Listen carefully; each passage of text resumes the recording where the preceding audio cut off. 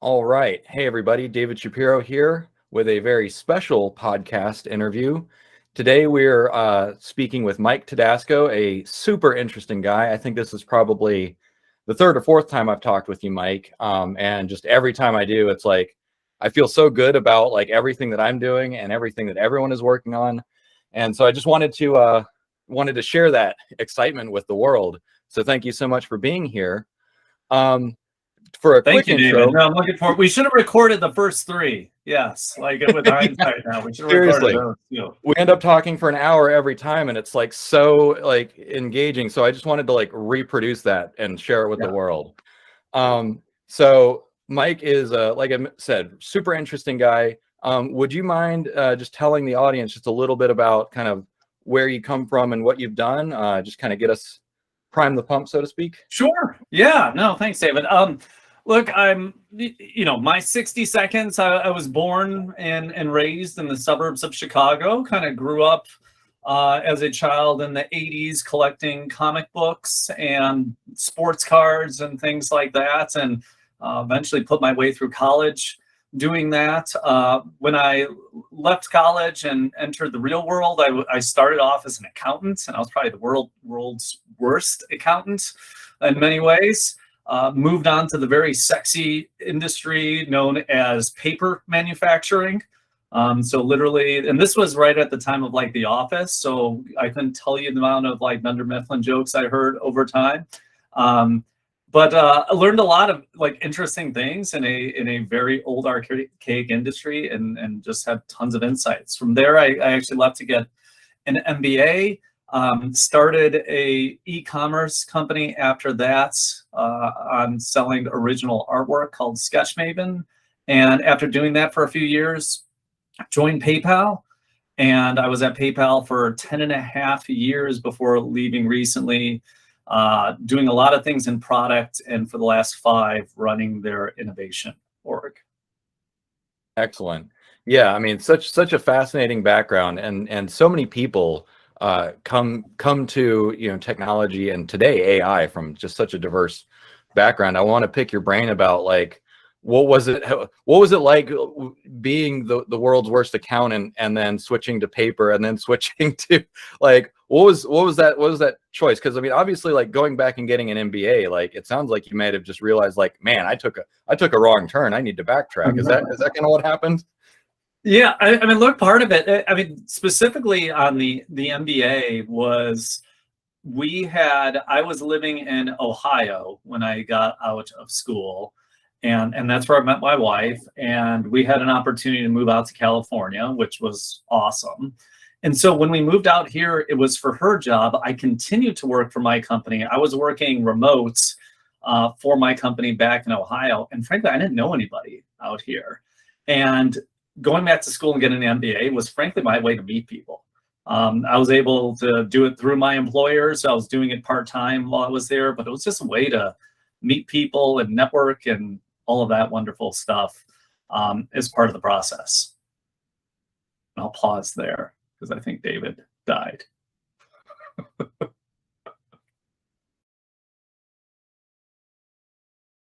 there you go. I finished my sentence, but then I was like, uh-oh, is this gonna, I think it's still recording through all of it. So I closed the wrong tab. I apologize. I was trying to reduce distractions, and then I reduced all of the distractions to 0. So no, it should still be recording, and if not, we'll clean it up in the. No, it seemed to record through the whole thing, and like I said, I kind of just finished the thought on coming out and doing my MBA to meet people. Excellent. Yeah, so you used it to meet people, to get ahead, to stand out in the crowd, and clearly it worked. You know, you were able to do a e-commerce platform, Sketch Maven, and then eventually to PayPal. But you said that there was some interesting things that you learned at Sketch Maven. So what are some stories from your first e-commerce venture? Yeah, so Sketch Maven was something.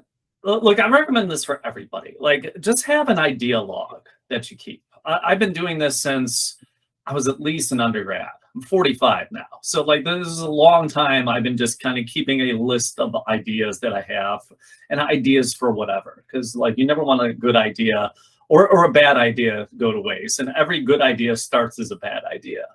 And I just remember one time as a kid, I went to comic and baseball card and sports card conventions selling stuff, and I'd be a dealer and so forth.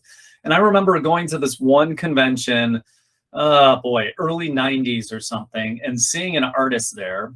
And the artist had a cover of a Green Lantern comic book that I really liked.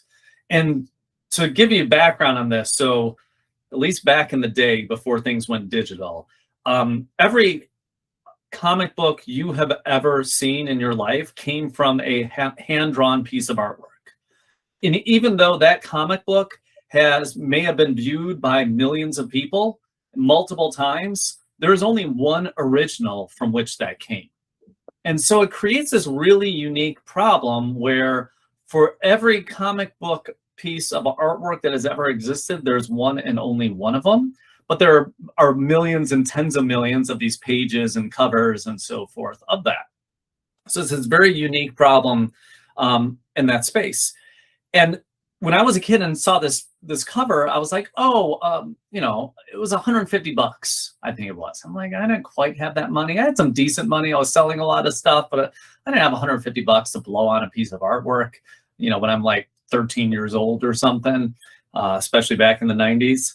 So when I was fast forward, I'm an accountant. I'm actually making real money out there in the workforce and so forth. I was like, it just dawned on me. I'm like, wow, I should go buy that thing.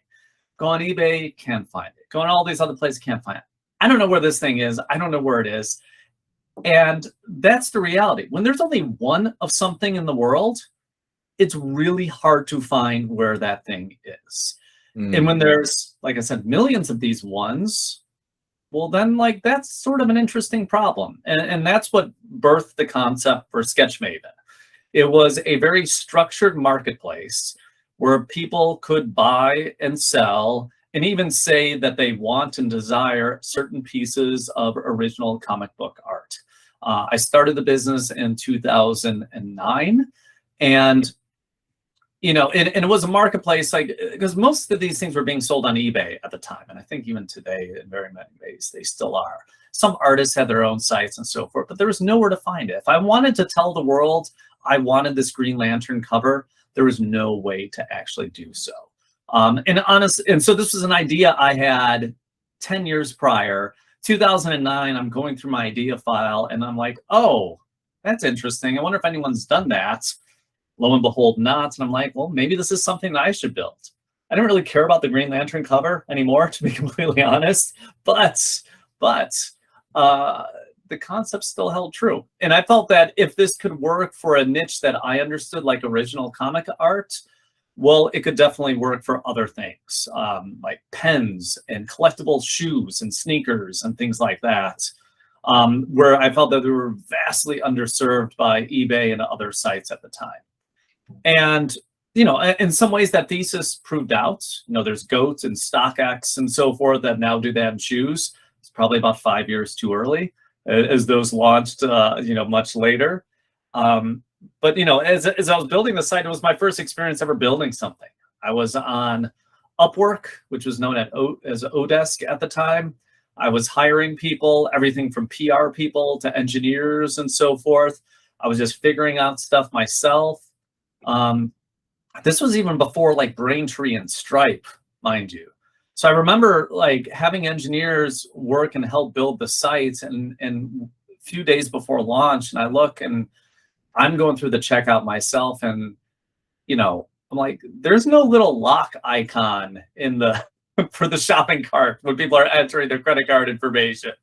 And again, this is Stripe took care of that. You don't even need to worry about that anymore. 2009, that was a problem. And I'm like, oh God, I didn't write that in the spec document for the engineers to actually say, yes, this needs to be secure and so on and so forth. And so it was all of these fun things. So it was an amazing 2-year ride that had to deal, happy customers, unhappy customers, hackers, all this wonderful stuff that I learned about in my 2 years there. Excellent. Yeah, I mean, there's so much to unpack there, because you had an idea file, you came back to it after 10 years. right? And that probably, especially for some of the younger audience members who are just getting into, just cutting their teeth on AI and startups and stuff, just the idea of, you jot all this stuff down. Do you have any, like, let's start there. Like, do you have any pro tips on, keeping ideas? You said all good ideas start as bad ideas. And in this case, there was something that you wanted, right? That was kind of the genesis of this. But then we'll unpack some of the lessons learned. But let's start there with the ideas, the brainstorming. How did you decide that like this was something you were going to build? Oh, how did I decide it was something I was going to build? Because it intrigued me. I mean, again, I remember this. I remember, being a kid and seeing this. And then I remember writing it down, 10 years later. And then 10 years, or give or take, after that, going back and saying, oh, I'm sure somebody has already done that. Like that was my gut reaction. I'm like, oh, I'm sure this exists. This is a no-brainer. This has to exist in the world. Doing a little bit of research and be like, huh, it doesn't. And again, mind you, just because something already exists in the world doesn't mean that you shouldn't do your own version of it. I want to be really, really clear. Google was the 30th, 40th major search engine that launched. It was, and plenty of people said, like, why does the world need another search engine? They just, using PageRank and other things, they just had a better and more an innovative way of doing things. So just because something exists doesn't mean you shouldn't. But to me, that was just a really interesting tell, and a way of just saying, oh, this is something I like. This is something I'm passionate about. I want to go through this ride, and I should just go on and do more analysis. And I remember then going to conventions, talking to artists, talking to collectors, just talking to people like, hey, how are you buying stuff? And I knew people were using eBay. I knew people were using like a site called Comic Art Fans and others, and just doing the research, seeing what's out there, and just doing a lot of deep customer work and just asking a lot of questions.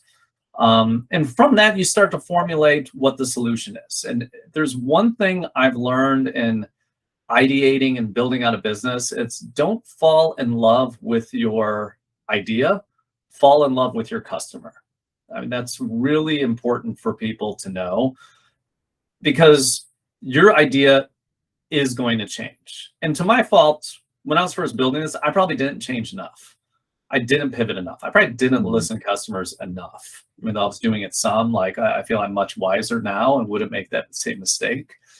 But I think that's a really big thing. And from there, you just keep iterating and just figure out, like, okay, well, what are the hard things for me to do? The hard thing for me in this was building out the website, because I'd never done that. And like I said, this was before, like, even, oh gosh, I even remember one of the reasons I ultimately took a job at PayPal in 2011 was because PayPal saved my butt in 2009. I actually remember I did credit card processing originally. I signed up with an account through Costco. Avalon, I think, was the name of the processor at the time. Signed up, ready to go. And then all of a sudden, like 3 weeks before launch, they reach out to me like, is this a marketplace? Yeah, we don't do marketplaces. And I'm like, what? Like, did I tell you that? Like, I don't know what happened. Like, I didn't even take $1 of payments. I was already paying them $30 a month. And they're like, yeah, never mind. We don't do you.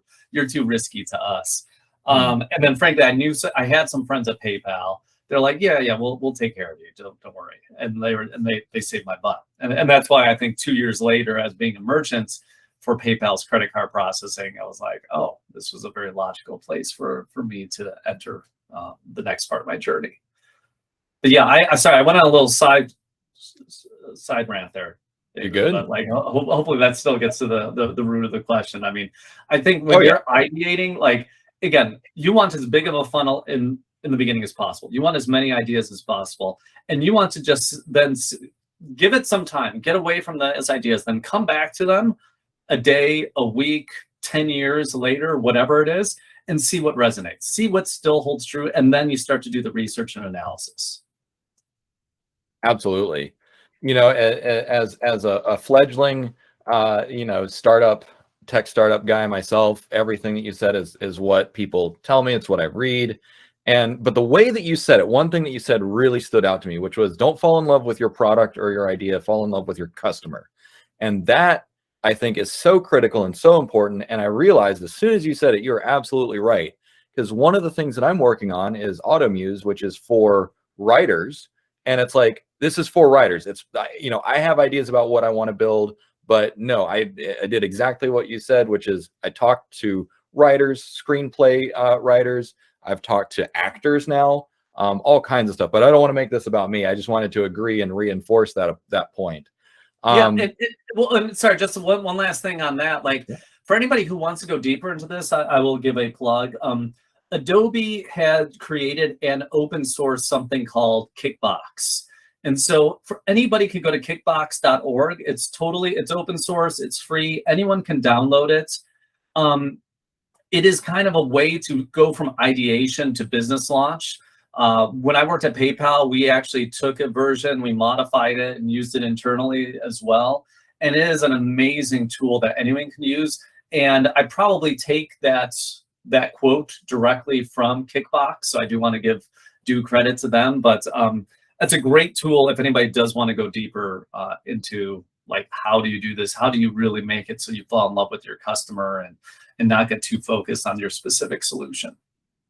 Excellent. Perfect.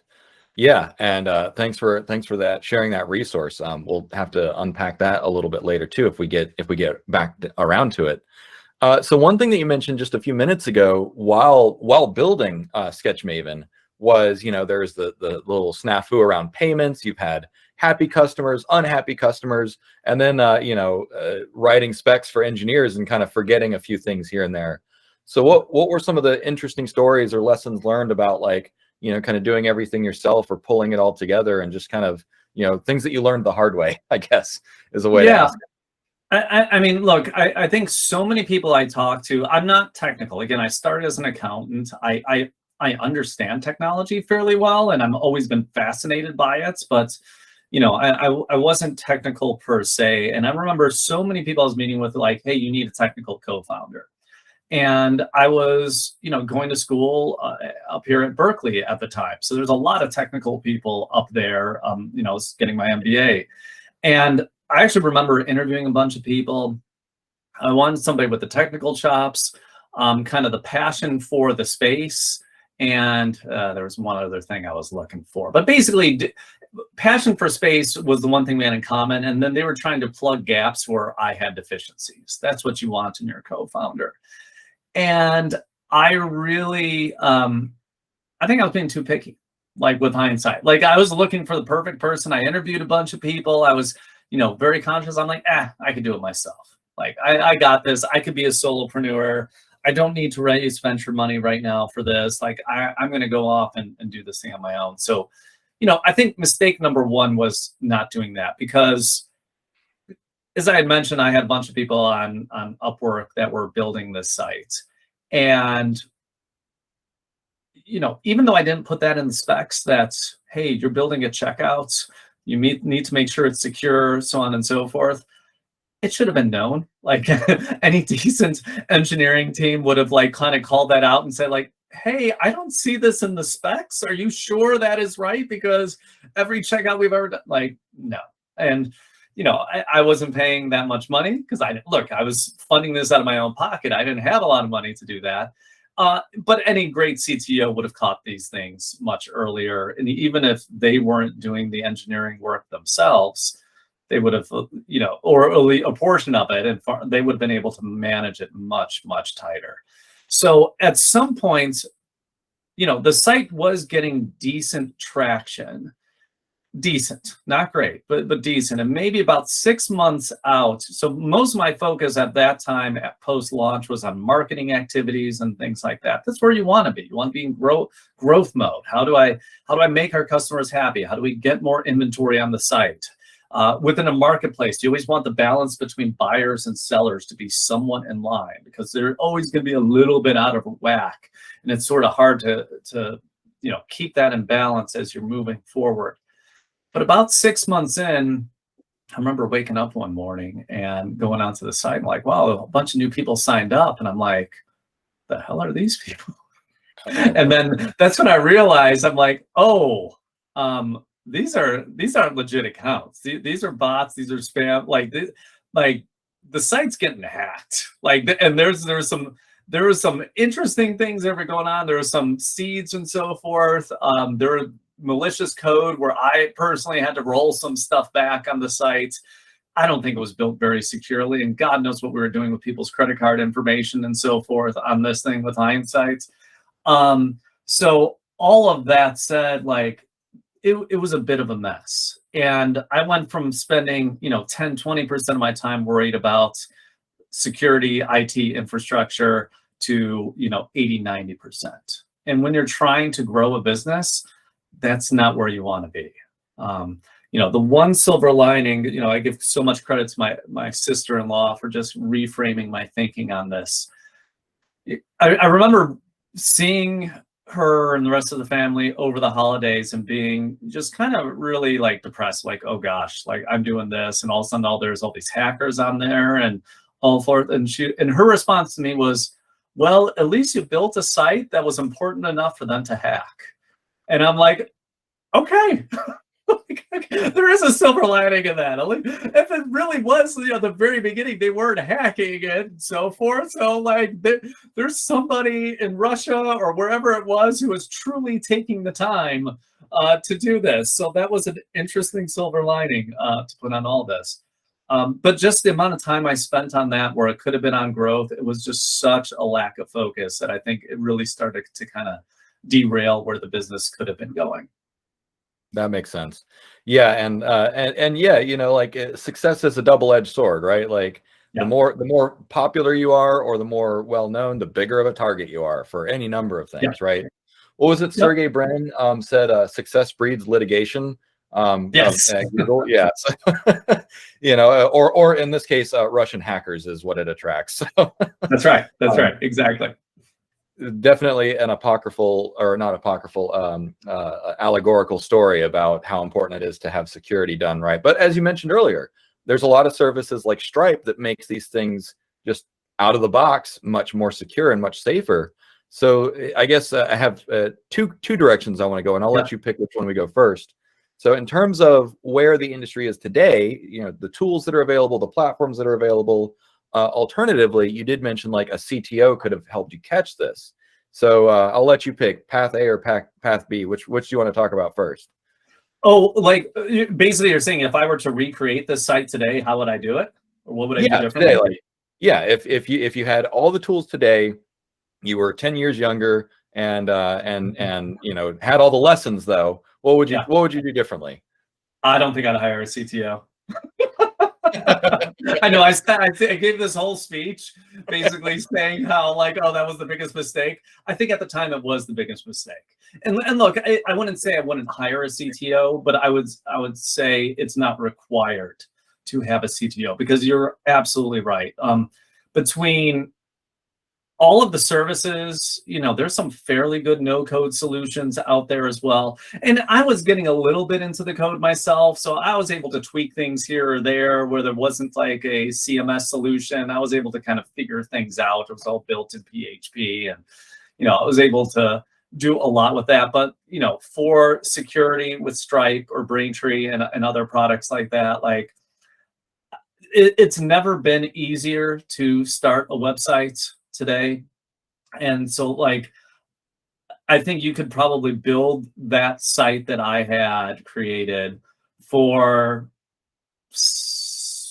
15-20% of the cost of what it cost me to do that in probably a half the time, if not even less. Yeah, there's probably gonna be a little bit of engineering support that you would need to maybe integrate some pieces, but for the most part, you could have this amazing secure system built with the existing tools that are out there today. Excellent. Yeah, like and so I think that's just such a fascinating point, which is if there are folks out there with historical, like me, I'm talking with people, I'm reading books, I'm reading blog posts, watching videos, but things are changing, things are different today than even they were 10 years ago or 5 years ago. And so I just thanks for that perspective. I had a thought, but it ran off. Let's see, looking at my notes. Oh yeah. So kind of rewinding a little bit, you had some interesting stories of your time at PayPal. specifically as a leader of innovation. So would you mind walking us through some of the stuff that you did at PayPal and what you learned about innovation in the tech space while you were there? Absolutely, yeah. And look, I spent 10 and a half amazing years at PayPal. So as Sketch Maven, the business, the marketplace I was running was not kind of succeeding. My wife and I had our first kid, and it's kind of like, is this really what I want to be doing? I'm like, I kind of I need to rethink about what I'm doing and get a steady paycheck, have money flowing in instead of flowing out for a while. Where should I go work? I live in San Jose, biking distance away from PayPal's headquarters. And I had a bunch of friends that were there. I was a customer of it. I always liked, I signed up back when they were bribing you with money in the year 2000 as a consumer. They, like, literally, that was PayPal's, when for people who don't know the story, one of the reasons why PayPal got to the scale it did is because they were so flush with venture money. And they needed to build network effects for this to be effective, buyers and sellers. So they were just giving, and at one point it was up to $20 a person just for signing up for an account. I think I got in around $10 when I first got my PayPal account. But I was a long-time customer, and from my class at Berkeley, I literally knew 10 people that were working there, and they all talked really favorably. So 2011 rolls around. I'm looking for a job. I see this opportunity pop open on the mobile team at PayPal, and I'm like, oh, mobile has a future, which was a I know now that sounds like, okay, of course, Mike, mobile has a future in 2022 when you're looking back at that. But in 2011, even, this was a few years after the iPhone still, there was some real traction, but there was still a lot of skepticism. Just a tiny, tiny portion of transactions were being done at mobile devices, even at that time.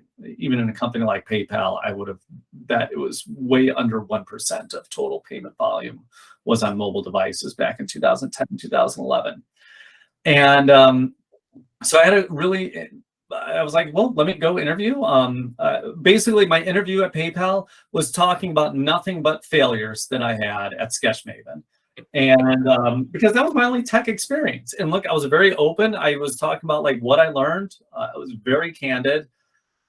Another pro interview tip that I'll give to anybody is actually listen to the earning. If you're ever interviewing at a public company, whether you are going for a finance role or an engineer or a lawyer or whatever, listen to the earnings call beforehand, because 98% of employees don't listen to earnings calls. And if you listen to an earnings call, you will hear directly from the CEO and CFO and others in the company what they really care about, what are the pressing things. And you will actually have, in some way, more insight than the other people that you're talking to. And just by doing that painful couple-hour exercise, maybe listen to the last 2 earnings calls, you will have whole new insight that it will almost be like a superpower that you will have. Just being able to kind of talk about some of these things that the person working there is like, how did you know about that? Well, it's a public company. It's on the earnings call. So anyway, pro tip for anybody interviewing. Yeah, so there's whatever reason they gave me a job I was dangerously unqualified for in analytics. And it was an amazing ride there. I had job after job that I was completely not qualified for, but I was just wanted to try things out. I was always ambitious. I always wanted to do what's best for the customer, what's best for the team, even if it wasn't in my job description. And I think in some ways, maybe I built up a little bit of a reputation for doing that within the company. And fast forward a few years, we were splitting from eBay. So at the time I joined, PayPal was actually owned by eBay. 2015, Carl Icahn comes in, buys up a bunch of eBay stock, saying, hey, you are going to be worth more separates. And, eBay management fights it. And finally, one day we come into work and say, never mind, we're going to split into 2 companies. Like, well, that's weird. So when that happens, PayPal has to create all these functions and so forth. And I was doing a lot of things, which we could get to in a bit, that were pretty innovative and related to innovation. and had a just really unique opportunity to kind of create a very small innovation function, but the innovation function for what the new company was going to be. And so that's kind of how I got involved in innovation at PayPal. And that was like my last 5-6 years there was all within that same job, kind of defining what innovation, the culture of innovation for the company, looking at new products and new technologies that are emerging, and really working with employees across the company on building all that stuff out. Wonderful story. Yeah, and it sounds like it was just a really fascinating time. Like you know, I learned a couple interesting things. Like I did not know that Carl Icahn was the one who came in and said, let's split this up. And that, you know, because you'd think like from an outsider perspective, like eBay is this big powerful tech company, like why would they allow this to be spun out? But it was like someone else said, no, if you grow apart, you can be more valuable. So that, I mean, that in and of itself is a little bit innovative. But and one thing I will say is Carl Icahn was right. Like, I mean, it's like, you know, as much as we don't like to give credit to, you know, and often deservedly so, to like financial corporate raider types and so forth, he was absolutely right. Like when it splits, when it was clear that was happening, like PayPal is now, I don't know what it is exactly, probably worth at least double what eBay is. At one point it was way more, but things have all been kind of trending down. But like, I think it was pretty clear that both companies, I think, were actually stronger being able to focus on these different things. And PayPal could actually, as they just have done, like can do things with Amazon and so forth. When it was part of eBay, it really couldn't do that. eBay's even done things for their own payment systems and so forth. So each company now operates truly independently years later. So yes, Carl Icahn was right. Yeah, sorry. Excellent. Yeah, no, great story and great point. Like you never know how things are going to turn out, and lessons learned, you move on, and it sounds like both benefited. That's not always the case, of course. But you said that you spent the last 5 years or so at PayPal focusing on innovation, and you know, a couple things that you mentioned that you did to focus on that was you talked to people a lot, you know, across the whole organization, probably outside of the organization too. And you worked in the mobile space. So if you could, like, paint us a picture for me and the audience, if someone wants to be innovative or be in that space, what is the mindset you need? What are the behaviors you need? Like, just like, let's take a deep dive into the innovative brain and from your perspective. Oh, I love this. This is where I really enjoy talking. So what does the innovative brain look like? The innovative brain, first and foremost, is just really curious. It is constantly asking why. It is the brain in many ways of a 6-year-old. Just like, why does that work that way? Why is it that we, like, why do some clothes have tags on it, but other ones are printed on? Is it a cost thing? Is it whatever? Just being naturally curious about everything that you see out there in the world. And then, you know, so part, and I had mentioned before, like you want a big funnel of ideas because you never know what is going to hit. Thomas Edison, I love to talk about Thomas Edison. Like, you know, he has like 1,100 patents that he had, and we know incandescent light bulb and phonograph and all those things that are kind of famous now. If you go down the long tail of those patents, and mind you, these are the things that they actually were granted patents by the USPTO. We're not even seeing the ideas that were rejected, that never even, they were like, oh, this is ridiculous, don't file on it. When you start to go down the long tail of patents that Edison has, there's one specifically. You know, anybody could go out there and Google like Thomas Edison baby doll. And you will see, like, he built this talking. Have you seen this, David? Like, yeah, it's so talking creepy. Phonograph baby doll, and this thing is horrific. It is like, it's evil. It is like, it has like this weird wax cylinder thing that you play, and it's supposed to talk to a kid, and it's like, what the? It is the most god awful thing. And you're like, oh yeah, that's the light bulb guy. But you know what? Like, who knows what that led to? Like again, I mean, he's just always thinking of ideas, and they're not all going to be home runs. But like, when you're coming up with ideas, the first thing I'm going to use another baseball analogy here, but like batting average does not matter. Like, that is not what matters. So batting average for everyone. So in baseball, you come up to the plate, you want to hit the ball, get it into play, and get on base. That is called a hit. All the times you don't do that is called an out, relatively speaking. So if you're a great baseball player, 30% of the time, you're going to be able to get a hit of the times you're out there. If you're a bad baseball player, 20% of the time, or even 25% necessarily to do that. But that's not the game that's being played here. Nobody cares about that statistic in the world of innovation.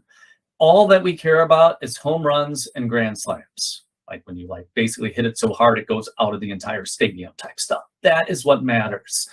And so to do that, if that is what is being measured, do we care if you did it in 3 at-bats or 3,000 at-bats? If all that we're measuring for is home runs and we just that's the only thing that we care about, well, it doesn't actually matter how many times it took to do that. So that is something that is really, even when I had my first innovation job, it was something with my own manager at the time, was something I really had to hammer home of we want to actually reward how many times people step up to the plate. So we, and I'm just going to, it's not the only thing, but I'm going to use patents as a proxy. So within PayPal, the year before I joined, and again, we were part of eBay, so we had to parse it out.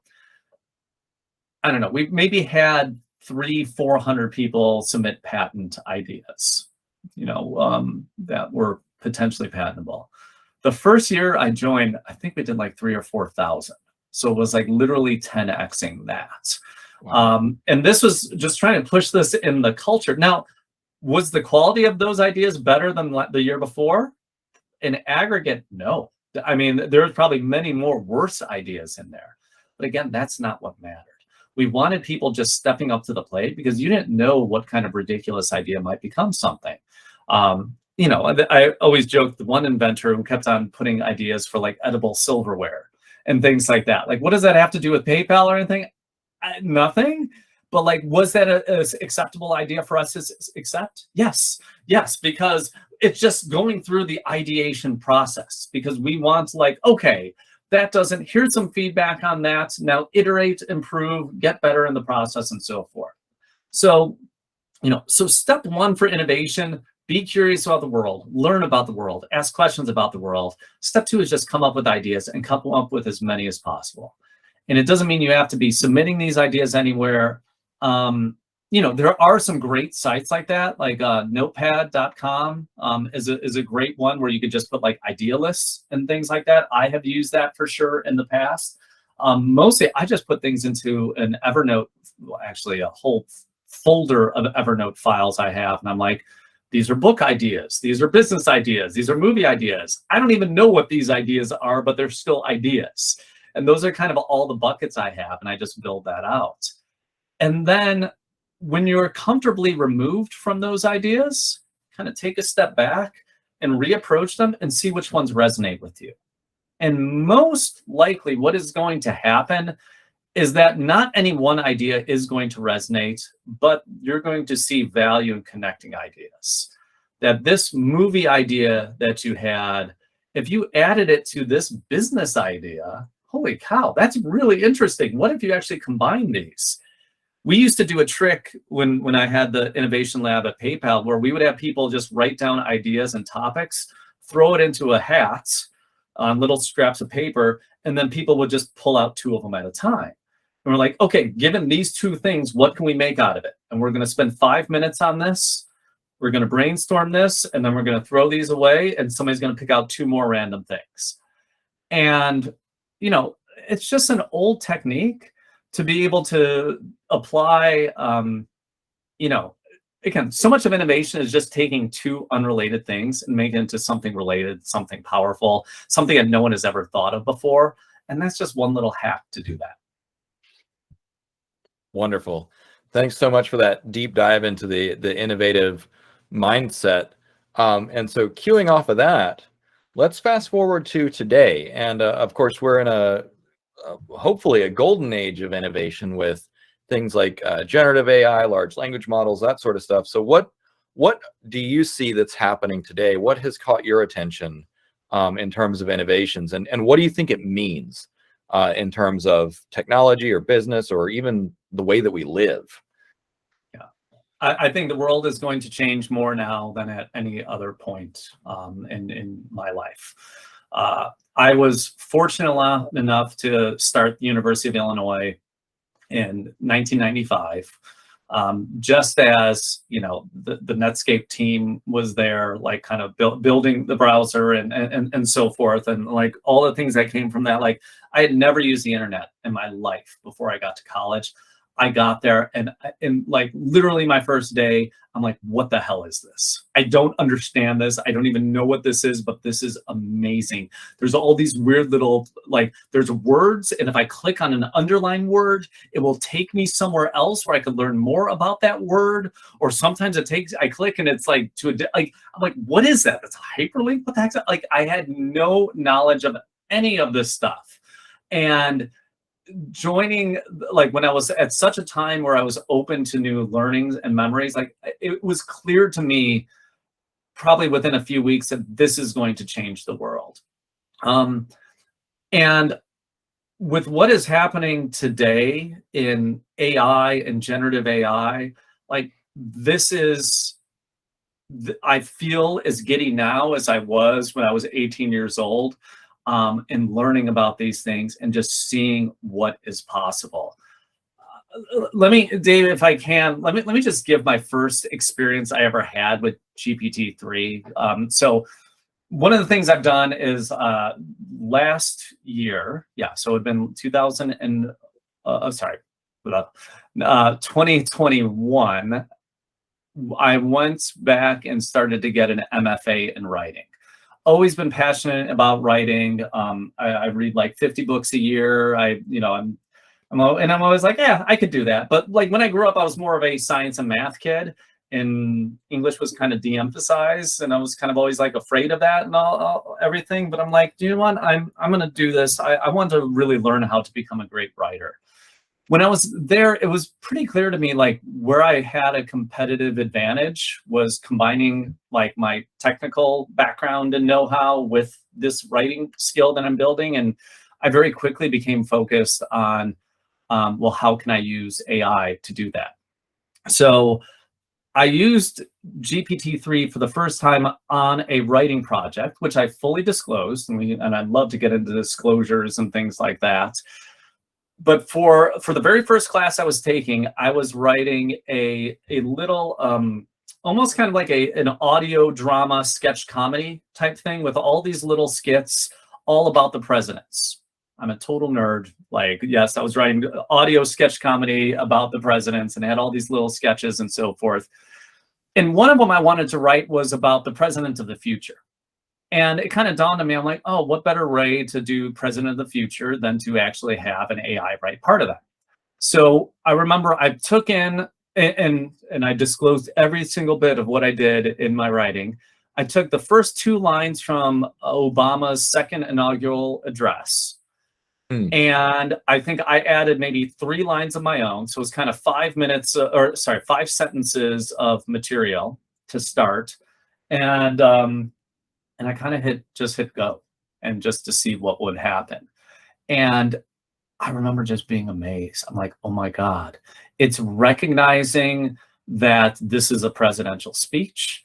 It is kind of carrying on the same cadence. It is like recognizing that it is a computer that is writing this at some point in the future. Like, it is carrying this on, and it was doing it in ways that I never would have imagined. And I remember like going through this exercise, and so many times, like, my wife was working upstairs. I think the kids were in bed already. I was just running upstairs. I'm like, look at this. Look at this. I didn't write this.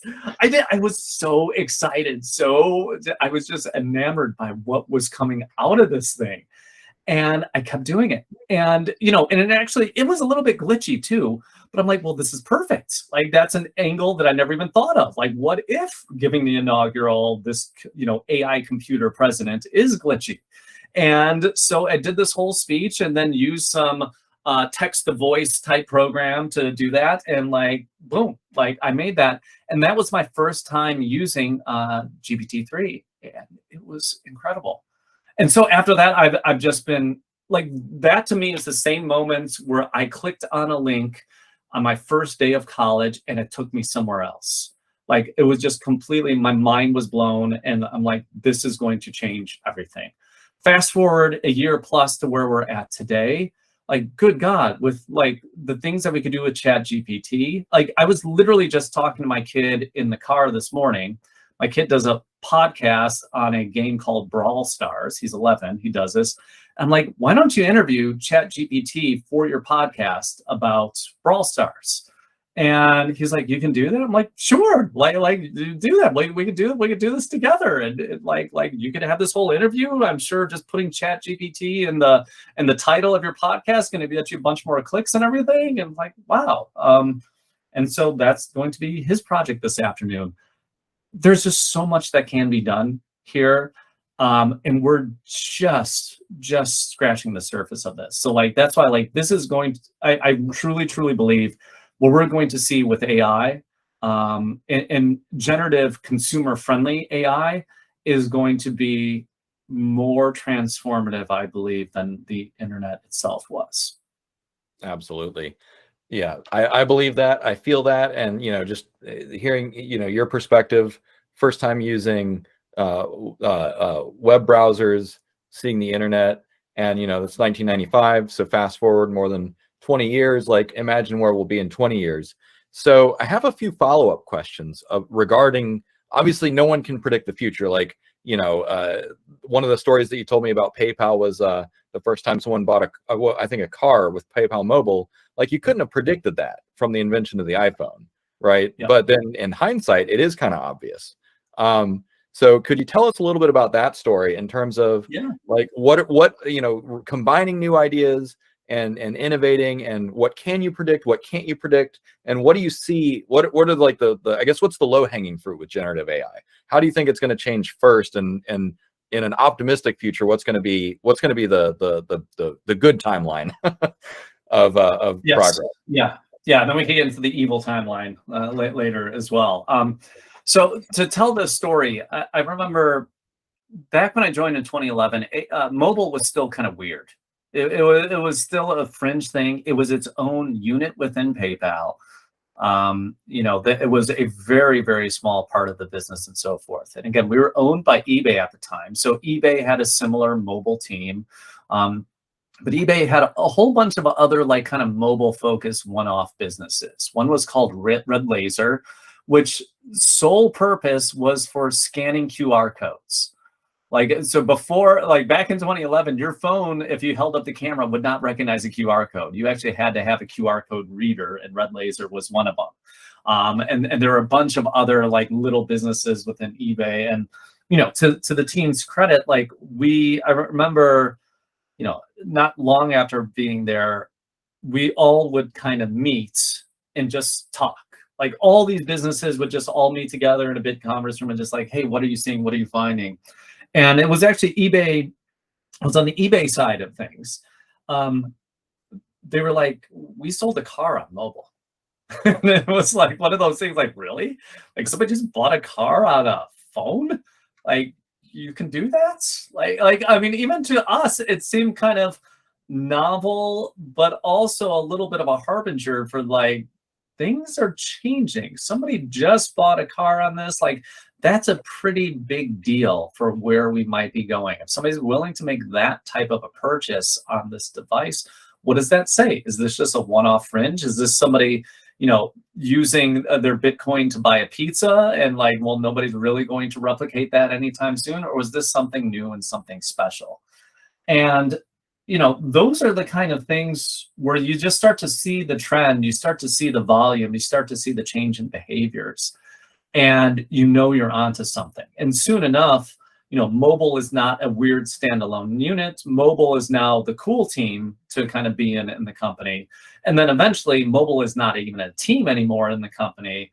It's just everything needs to be made mobile first.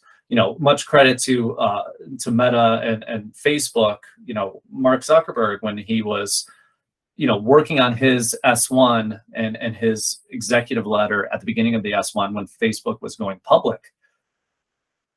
Facebook, everyone was like, Facebook is going to get killed by mobile. Like we're moving in this mobile direction, but Facebook's going to get killed. How are you going to serve ads on mobile? This real estate is not big enough. It's just not going to make sense. It's not going to work. He pivoted that entire company. I mean, because this was the standard consensus that like, hey, like mobile doesn't work for advertising. Facebook, when people move to mobile, you dead. And Zuckerberg said, okay, I'm going to write this whole thing on mobile. I'm moving everyone to mobile. Like, they had some, HTML5, they had some hiccups and so forth, as you will when you're doing a major pivot. But he moved them in the right direction. Now, I think he's trying to move them again with Meta and the metaverse, clearly. Whether or not that's the right direction, I guess will be seen. I think there's still a lot of skepticism, but like, I guarantee you, he's thinking back to 10 years ago, I was right.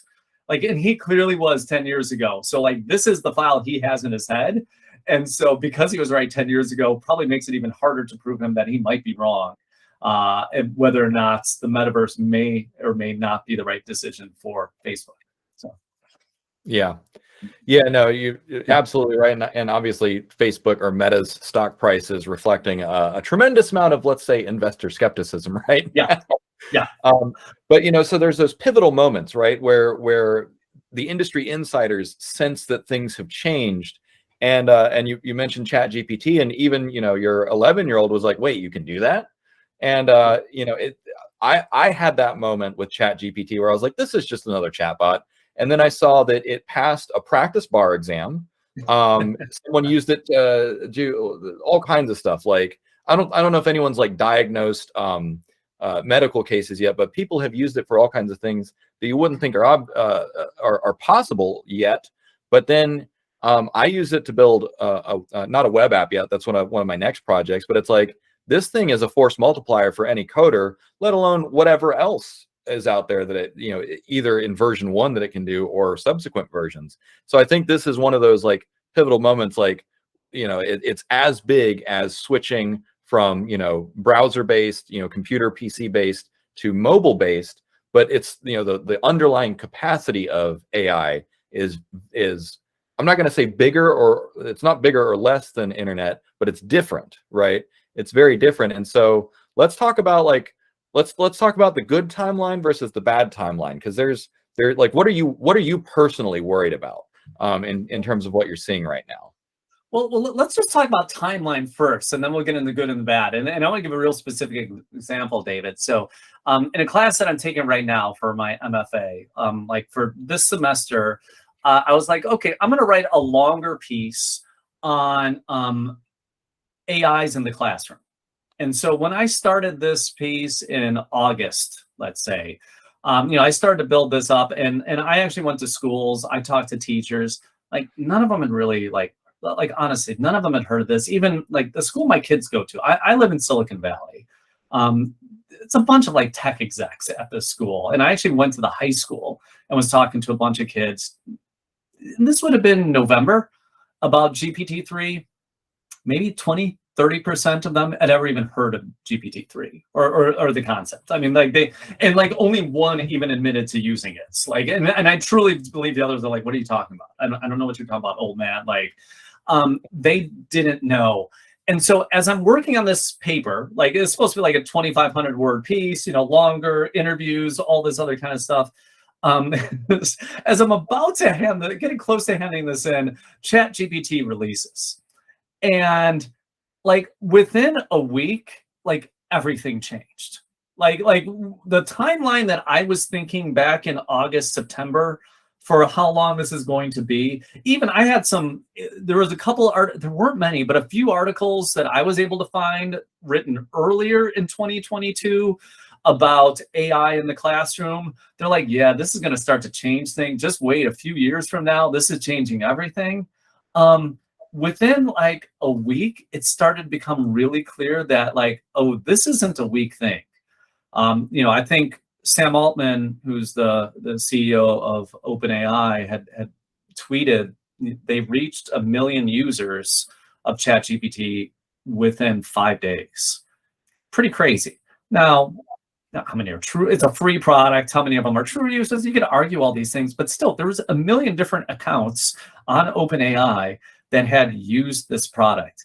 in a very, very short amount of time. Like, that's astronomical. And so to your point, just like about timelines in general, like it's really hard to even just predict like what the timelines are going to be, because truly what I thought the timeline was going to be 5 months ago is nowhere near what it seems to be today.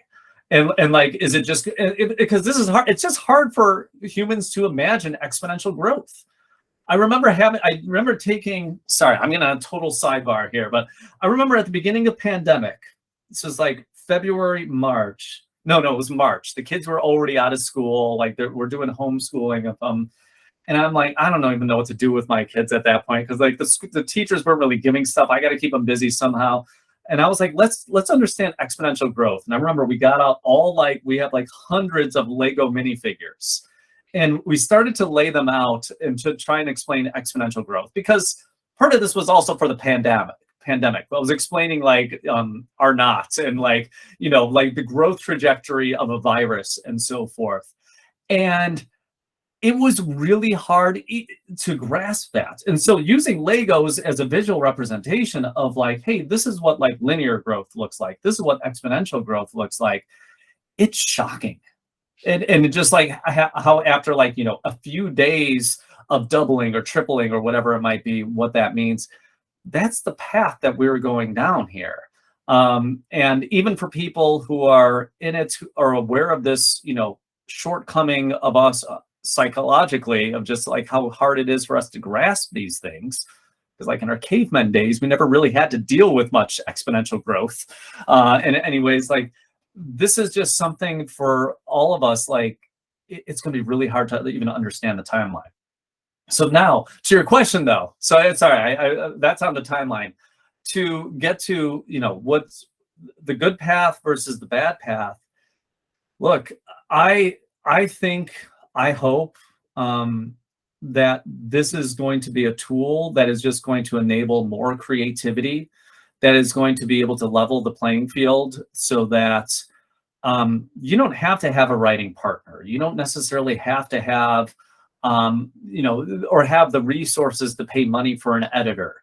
You don't have to, translation has already kind of gone away in many ways, but like, let's just say translation or something like that. If you want, you want to read something that's in another market or something, or not written in your own native tongue, like all of these things, I truly hope will be leveling, will level the playing field. But that said, like, there are jobs that are going to go away. There are jobs that are going to change. I don't know what that is going to look like. The consensus 3 years ago was that, like, yeah, if you got a blue collar job right now, you're not in a good place. But where we seem to be today is that it's more the knowledge workers are going to be replaced by AI. It's the creative types, it's the designers, it's the artists, it's the writers. And look, I think when we start to go down this path, like, I don't know how we're going to avoid that on a macro level.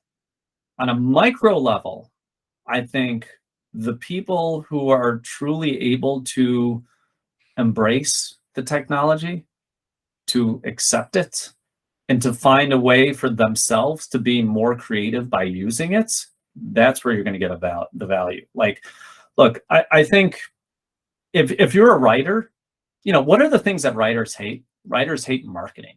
Writers like to write, right? Writers hate doing the synopsis for my book, the summary for Amazon. I know writers, and like, it can sometimes take them more time doing that than it can like writing like 5 chapters in the book, because it's like, oh God, I got to do this. Like, it's so painful. Like, that's stuff where the AI can really, really help.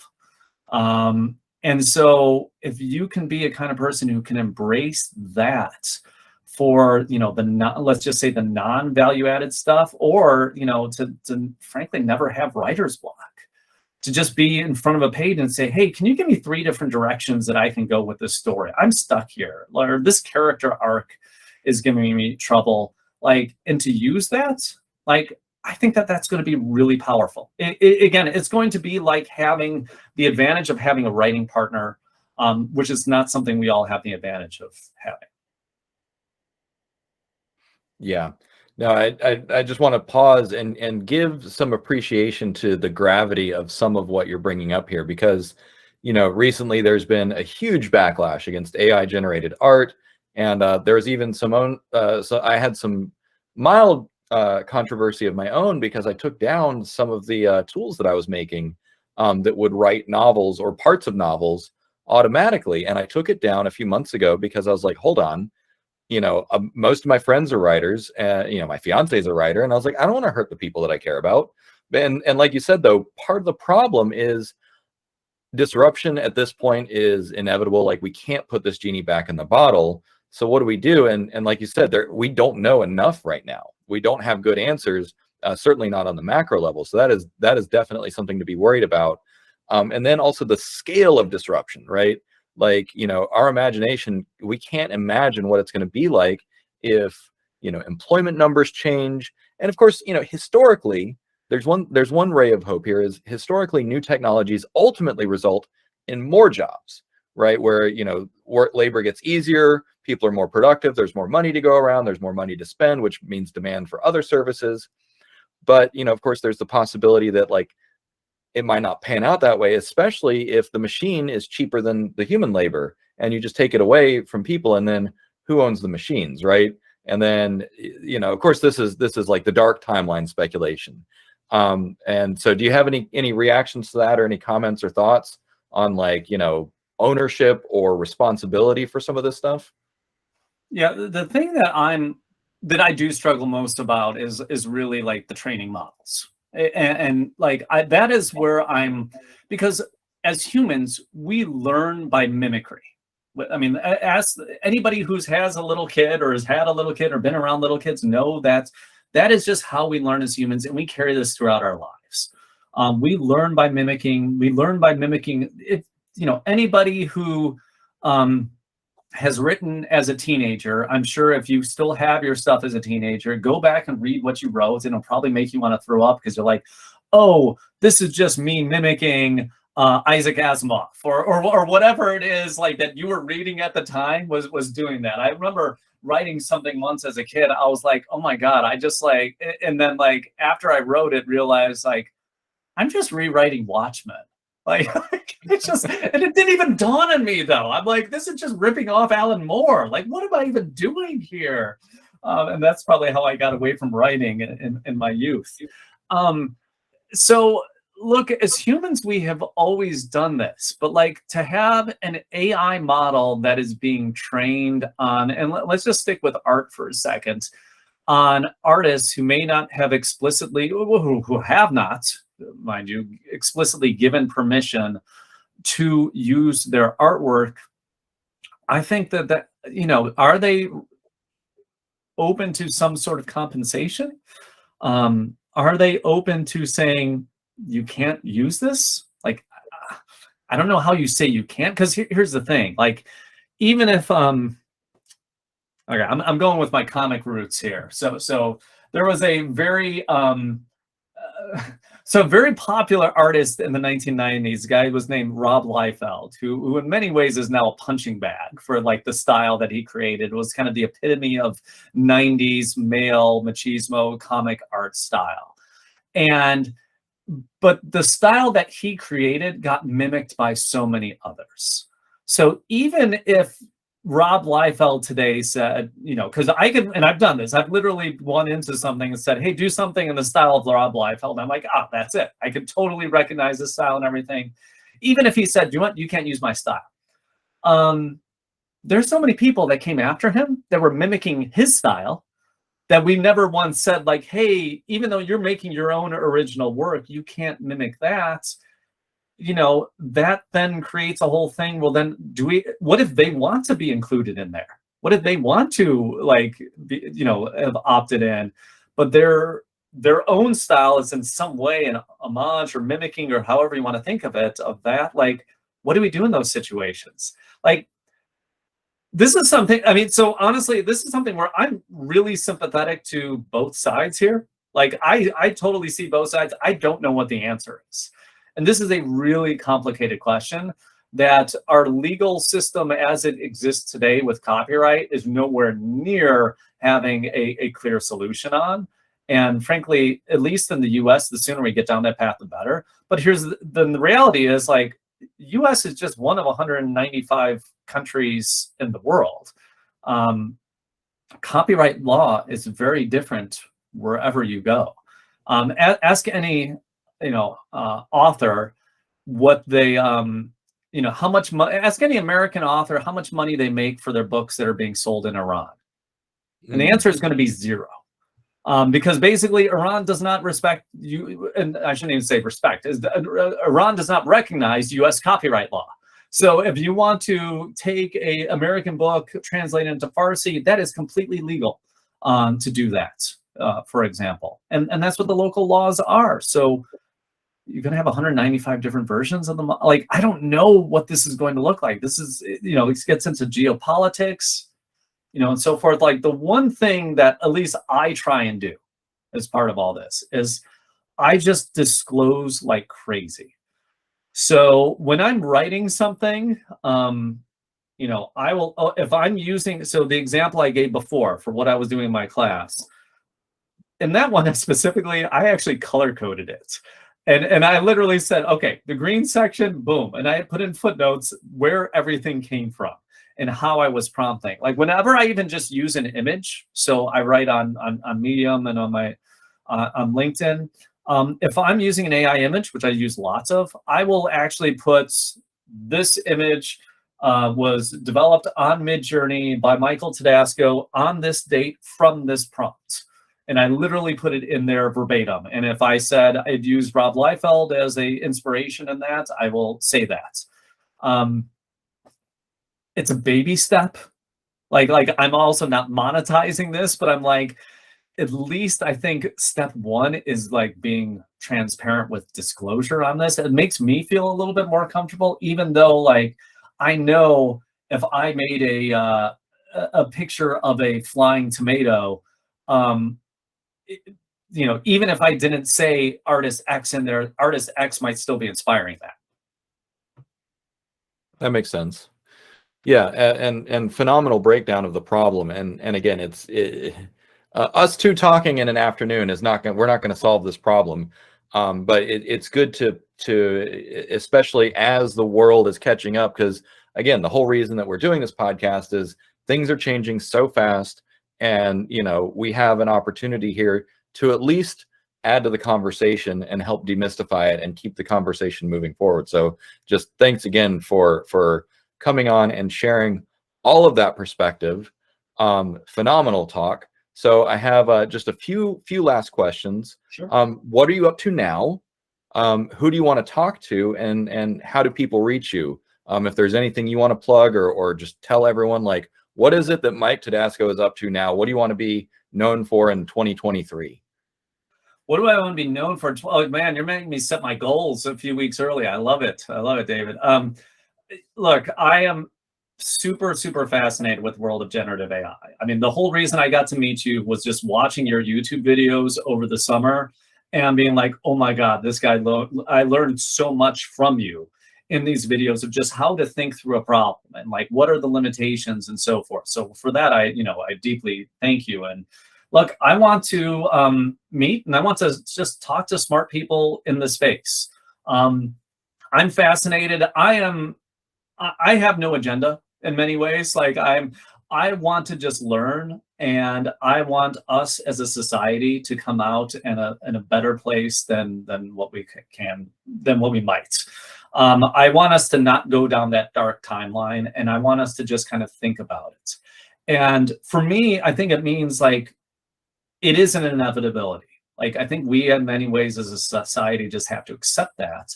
But given that, like, what is the best way that we can embrace these tools for the most good? And look, if you're a founder and working on something and you want to bounce ideas off me, or if you're just interested in the space or anything like that, I'd love to discuss more. So I write on Medium and LinkedIn, as I said before, just my last name, Todasco, Todasco. is where you can reach me on both those. I'm pretty much read only on Twitter, but if you do send a tweet to me, I will respond to it. I just don't post much myself. I'm also Todasco on Twitter. I mean, I love just the info. Like, just today on Twitter, I found out.